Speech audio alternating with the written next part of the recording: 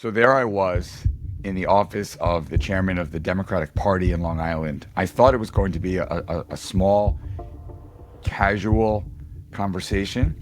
Instead, there were like 15 people, and I looked around the room, and all I saw was pictures of the man I was having the meeting with various presidents: Obama, Biden, Clinton. And I thought, what have I gotten myself into? My name is Dave Kerpen, and I am the candidate. All right, Dave, I want to start with what made you want to get into politics? I've always wanted to be of service, and I've always wanted to make the biggest impact I could. Growing up, I wanted to be a teacher, and I studied education in college. I went to public exam school called Hunter in New York City. I grew up in Brooklyn, the only Jewish family in my neighborhood that I knew of. And I grew up quickly because my father had bipolar disorder. So from a very young age, I was taking care of him and helping take care of my brothers and the family. And I think that sort of strengthened my resolve to be a leader over time. But I still wanted to be a teacher. I thought that was the best way I could be of service. I got into a full scholarship at Boston University and studied elementary education and psychology. But my college job working as a ballpark vendor actually got me into sales and marketing and entrepreneurship. I ended up selling Crunch and Munch and turned it into a whole shtick in Boston. I made a lot of money, fell in love with sales and marketing, and ended up as an entrepreneur for a couple decades. I taught for 3 years along the way, but mostly I was an entrepreneur. You went from teacher to entrepreneur and now politician. What made you decide to run for office at this particular time? Recently, we had sold our business a few years ago, our first business, marketing firm called Likeable that I started with my wife. And my kids were a little older. And I had thought about running for city council, Congress, state assembly or office, but I didn't want to leave my kids. I didn't want to go to Albany or Washington, but I did want to have an impact. And I'm very proud of the impact I've had as an entrepreneur and as an author. But the timing kind of seemed right to try politics now. And so I'm running for a position called town supervisor in the town of North Hempstead, New York, which turns out is the fifth largest town in America. Who knew? But it's where I live in Long Island. And I'm going to give it a try. I think I can win, of course. And I think I will love it. And I will love serving the town of North Hempstead. And if things go well, look, I've been a very ambitious guy in my life as an entrepreneur, and it's probably too early to say, this position or that position, but I love the idea of having an executive role given my background. And so we're going to see. I'm going to run this race. Making the right hiring or rental decision isn't just important, it's essential. At AccuData, they provide fast, accurate, and compliant background screening services that help businesses, landlords, and property managers make informed choices with confidence. From criminal background checks to employment verification and credit reports, their comprehensive screenings ensure you hire and lease with peace of mind. And with their easy-to-use client portal, managing background checks has never been simpler. Trust the experts who put accuracy, compliance, and customer service first. Visit accudataholdings.com today and start screening smarter. You're running this race as a brand new politician in the fifth largest town in America. How do you plan to approach this campaign differently from traditional politicians? I have been an innovator my whole life. I've done things very, very out of the box my whole life. And politics will be no different. I've already had some pressure to do certain things by the book.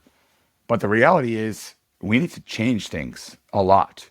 And so my hope is with this podcast, I'm going to give folks a behind the scenes look at what it takes to run a local campaign. I'm going to give people a behind the scenes look at some of the players, some of the realities, some of the challenges, some of the decisions that I'm going to have to make, which I know won't be easy, but I think that this level of honesty and vulnerability is going to ultimately help a lot of people, not just in my district, but hopefully beyond. Just when we first met, you pointed out to me that, of course I want to get elected, but forget about that. Maybe I can inspire other entrepreneurs out there, other community activists out there, other people that haven't been in politics before, to run for local office, to get involved, right? I've had countless conversations through the years with people that are fed up on both sides, and they don't want the traditional politicians, but it's really scary and intimidating to think about running for office. So if we can help enlighten folks as to the process, as to the challenges, as to the good moments, then I think we'll be doing a great service to people. What are your hopes for this podcast series? I hear that you want to teach and inspire, and I know that that is who you are as a human being. Is this podcast going to be about you and your campaign? To be clear, I don't want to make this podcast a campaign for me. I want to make it a look at what it takes to run a campaign. And the truth is, through that, they'll get to know me. People will get to know how I feel about the issues one way or the other. People will get to know my vulnerabilities. This is really scary. That was really, I was in that room with all those Democrats, all those official leaders, and looking around, and I was terrified. I felt like, I definitely felt a ton of imposter syndrome. Like, I don't belong here. Why do I belong here? Why should I be the candidate? I think one thing I've learned along the way as an entrepreneur is that we all have imposter syndrome. All of us. Every successful person I've ever talked to has imposter syndrome. But yeah, I feel a ton of imposter syndrome running as a candidate, as a first-time candidate for the head of the fifth largest town in America. That's terrifying. But I'm also really excited and optimistic and filled with hope. And yeah, really looking forward to this journey. And I'm looking forward to sharing the journey with you all, the listeners. Starting your morning with back-to-back meetings? Dunkin' has been keeping America's leaders moving for generations. Try our new brown sugar cookie cold brew, topped with brown sugar cold foam. Smooth, bold, and perfectly balanced. Pair it with a fresh baked croissant when you need that extra boost. Join DD Perks through the Dunkin' app or at Dunkin.com and start earning rewards on every purchase. The candidate runs on Dunkin'. And I want to know, because, you do things so differently. You're not making this podcast about you and your campaign, but rather a peek behind to see what it's like to run a campaign. Do you potentially see this as creating a playbook for other first-time candidates? We got to win. We got to win first. I've got a ton of work to do. I've been told that it's hard, really hard. I've been told that fundraising for a political campaign is the hardest thing I'll ever do. I'm always up for a challenge, right? My first book was the hardest thing I ever did, and we hit the New York Times bestseller list. Then life got harder, and raising $5 million of VC funding was the hardest thing I ever did. When I told one of my consultants that's helping me that I had raised $5 million in business before, he said, "So what?" He said, "Raising money from people that are going to get a ROI on that money when your company does well is one thing. Raising money for a cause from people that feel very passionately about that cause is another thing. But raising money for a politician is the hardest thing, because people don't know what the ROI will be. The ROI is only if I win, and then they have a friend in office. They're not getting anything for it. They're just knowing that they supported somebody that hopefully that they agreed with, right? So, who knows if political fundraising, Jess, and this campaign will be the hardest thing I've ever done. I don't know. But I hope, to your point, that if we're successful, we can create a playbook for people. Everyone's career path is different. Whether you're transitioning into public service or building your professional network, LinkedIn helps you make the right connections. Showcase your experience, discover new opportunities, and join conversations that matter in your industry. With LinkedIn Premium, you get insights about who's viewing your profile and advanced search filters to help find the right people. Start expanding your professional network today at linkedin.com. LinkedIn, connect to opportunity. If we're thinking about a playbook, and one of the things that you have done really well in your career as an entrepreneur and an author is you have done things differently. You have always been at the cutting edge. One of those things that we're now seeing is really important, and you and I have talked about this, is the idea of having a personal brand when you are running a campaign. So I would love to know your thoughts. How important do you think it is to actually have a strong personal brand? for someone who's considering running for office? I've been doing marketing for a long time. It's crazy. I never thought about it this way, but a candidacy is really like a giant marketing campaign for me. And hopefully, I'll do what it takes to get the word out and to help people see that I'm going to make their lives in our town a little bit better. And I think I underestimated how important the personal brand was going in. And it's funny because I've had this conversation with a lot of entrepreneurs and a lot of authors. People come to me, I do a lot of pro bono coaching, and I'm still going to do pro bono coaching, by the way, forevermore. So anyone that's listening, anytime can go to scheduledave.com and book time with me. I do every Thursday afternoon. I help anyone that wants to talk. No strings attached, truly. So scheduledave.com. And so quite a few people have come to me wanting to start businesses or wanting to write books, and they don't have a platform.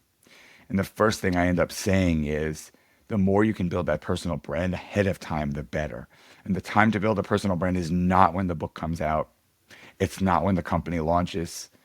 It's months or years beforehand. So it's while you're thinking about it, whether you want to become an entrepreneur or an author, build the brand now.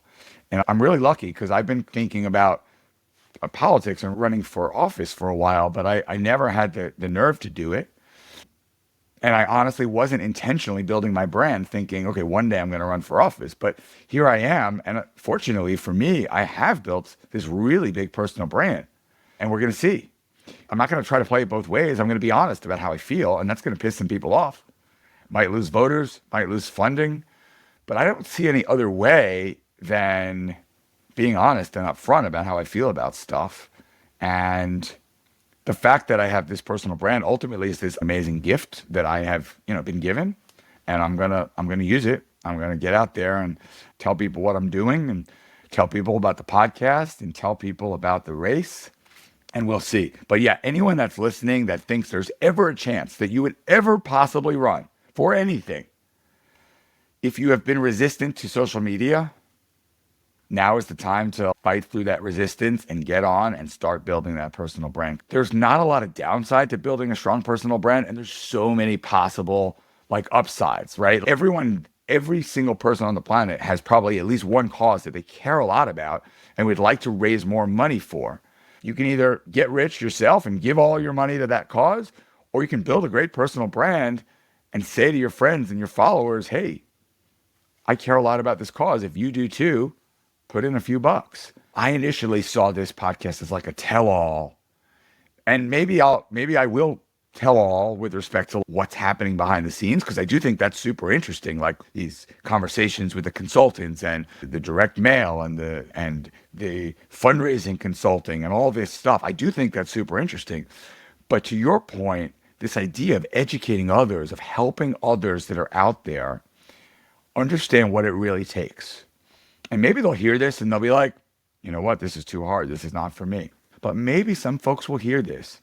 Maybe somebody in Iowa or California or Oregon or you name it will hear this podcast and think, I could do this. Yeah, thanks, Dave. Thanks, Dave and Jess, for educating me as to how this whole process works, because it's really overwhelming and mysterious, right? I'm learning as quickly as I can, but between the petitions and the fundraising and the consultants and the direct mail, I've been involved in social media for a while here now. Like, being told that direct mail is the single most important marketing tool is like kind of crazy, right? But I know that every election I get like dozens of these direct mail pieces, so maybe it does make a difference. I don't know.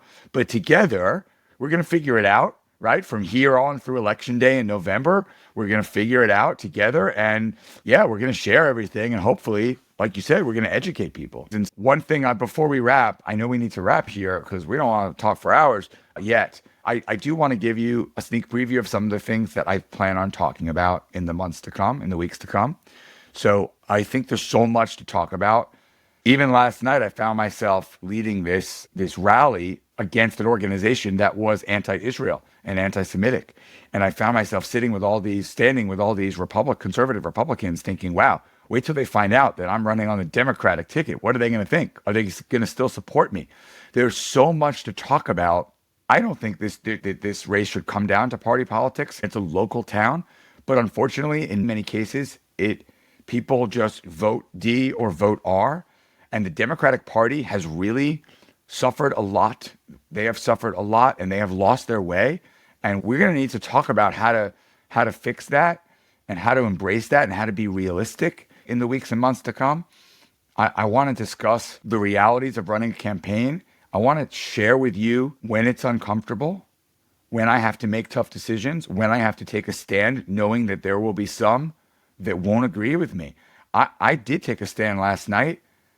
I took a firm stand pro-Israel, and I saw liberal Democrats posting, you know, like really bad stuff about me. That was really hard. That was the first time, and I haven't even entered the race yet. I haven't even announced yet. That was the first time that I realized, wow, I'm going to have to deal with a lot of people on both sides. There'll be Republicans that won't vote for me because I'm running as a Democrat, and there will be Democrats that won't vote for me because I'm pro-Israel or pro-business or pro-cutting taxes. I'm going to have to deal with that, and I'm going to share with everyone along the way the hard parts and hopefully the good parts about that friction and those challenges. I know it won't be easy. I hope I'll make the right choices. But either way, I'm going to share it with you so that you guys can hear my inner struggle. So that will be helpful for you if and when you ever have the courage to go for it and to jump into this crazy world of local politics. That's my hope too. I really think that this podcast is going to be impactful and important for local activists and people who are interested in getting involved. So I want to know, do you have any other final thoughts as we launch this podcast series, Dave? I just want to say thank you, Jess, for being my partner in this. This is going to be a lot of fun. We're jumping, just like the campaign is jumping into a hot air balloon, not knowing where we're going to land. We're doing this with this podcast. We don't know where we're going to land. This is a pilot. This could be the biggest thing, or this could be a total disaster, but we're going for it. And what I appreciate about you so much is you truly have those good intentions. You do want to educate people. You do want to inspire people that haven't necessarily been in politics to take a stand and to run and to get involved. And I appreciate that so much about you. I appreciate you taking this chance with me. And if you're a listener and you've heard this much, I'm grateful for you. I'm grateful for you listening. I hope you'll subscribe. I hope you'll share this on the socials. Share it, subscribe, and give us a chance, give us a listen, because we're going to have a great adventure together.